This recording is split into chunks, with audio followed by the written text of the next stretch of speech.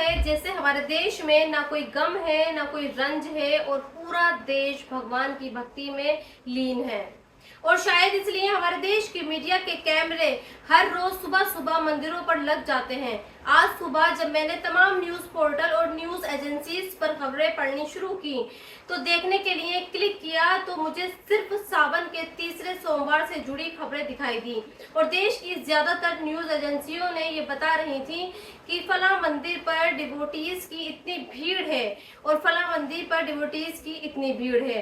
लेकिन यकीन मानिए दोस्तों, ये हमारे देश की तस्वीर जरूर है, लेकिन इस तस्वीर में देश की माइनॉरिटी कहीं नहीं है। वो तो बेचारी अपने ही देश में खुद की पहचान साबित करने में लगी है। अब जैसे आप हरियाणा के शहर गुरुग्राम को ही ले लीजिए, यहाँ की पुलिस और यहाँ का महकमा आजकल बांग्लादेशी घुसपैठियों की तलाश कर रहा है और इसी तलाश के चक्कर में यहाँ पर बंगाली भाषा बोलने वाले मुसलमानों को टारगेट किया जा रहा है और उन्हें बांग्लादेशी बताया जा रहा है। और इसी डर के चक्कर में हजारों मजदूर और गरीब मुसलमान गुरुग्राम से पलायन कर चुके हैं और ऐसा उस देश में हो रहा है जहां पड़ोसी मुल्क के हिंदुओं को नागरिकता बांटी जा रही है। शायद आपने ये खबर सुनी हो, 25 जुलाई को गुजरात में वहां के होम मिनिस्टर हर्ष सांघवी ने 185 पाकिस्तानी हिंदुओं को नागरिकता के सर्टिफिकेट दिए और बड़े ही गर्व के साथ दिए। और इस मौके पर ये कहा गया कि चूंकि इन हिंदुओं का पाकिस्तान में धर्म के आधार पर उत्पीड़न हो रहा था, लिहाजा इन्हें इस शोषण और उत्पीड़न से बचाने के लिए नागरिकता दी गई। साथ ही गुजरात के होम मिनिस्टर ने ये भी कहा कि अब ऐसे हिंदुओं को घबराने की जरूरत नहीं है और उन्हें ना ही दिल्ली के चक्कर काटने की जरूरत है। अब राज्य सरकार के पास भी ये अधिकार है कि वो दूसरे देश के नागरिकों को भारत की नागरिकता दे सकता है। फिर बताना सिर्फ आपको ये है कि एक तरफ अपने ही देश के लोगों को बांग्लादेशी बताकर देश से बाहर फेंका जा रहा है और वहीं दूसरी तरफ दूसरे देश के नागरिकों की नागरिकता देकर वहां सिर्फ इसलिए दी जा रही है क्योंकि वो विदेशी लोग हिंदू धर्म को फॉलो करते हैं। वैसे आज भी पाकिस्तान का पुरजोर विरोध हो रहा है और इसलिए हो रहा है क्योंकि आने वाले महीने में बीसीसीआई की टीम इंडिया पाकिस्तान के साथ मैच खेलने जा रही है और इस पर ना तो किसी सरकार को आपत्ति है और ना ही खिलाड़ियों को।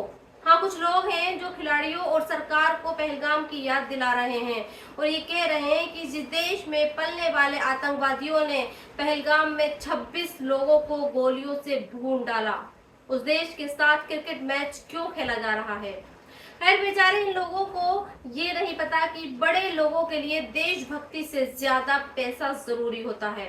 और आपको इजराइल के एक मंत्री का बयान सुनवाती हूँ और ये बयान आज इसलिए भी बताना जरूरी है क्योंकि ये बयान उन लोगों की आंखों पर से पर्दा हटाएगा जिन्हें ये लगता है कि इजराइल का प्रधानमंत्री नेतन्याहू गाजा पर इसलिए हमले करता है ताकि वो अपनी कुर्सी बचा सके।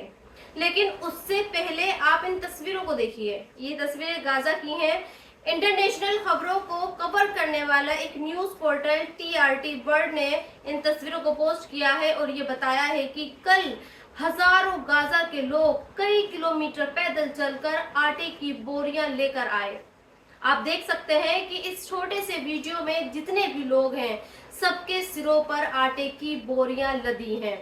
दरअसल कल बहुत दिनों बाद इजराइल ने कुछ देर के लिए राहत सामग्री पहुंचने वाले ट्रकों को गाजा में दाखिल होने की इजाजत दी और इसलिए हजारों की तादाद में इस राहत सामग्री को लेने के लिए लोग कई किलोमीटर पैदल चलकर पहुंचे और फिर वहां से अपने अपने सिरों पर आटे की बोरियां रखकर लेकर आए। कल ही इजराइल ने खुद भी आसमान के जरिए खाने का सामान गाजा में एयर ड्रॉप किया, लेकिन जब इस बात का पता इजराइल के एक मंत्री बेन गिवर को पता चला तो उसने इस पर एतराज जताया और ये कहा कि नेतन्याहू ने गाजा के लोगों को खाना पहुंचाकर अच्छा नहीं किया और नेतन्याहू को गाजा में खाना नहीं बल्कि बम गिराने चाहिए। The only thing to send into Gaza is shells.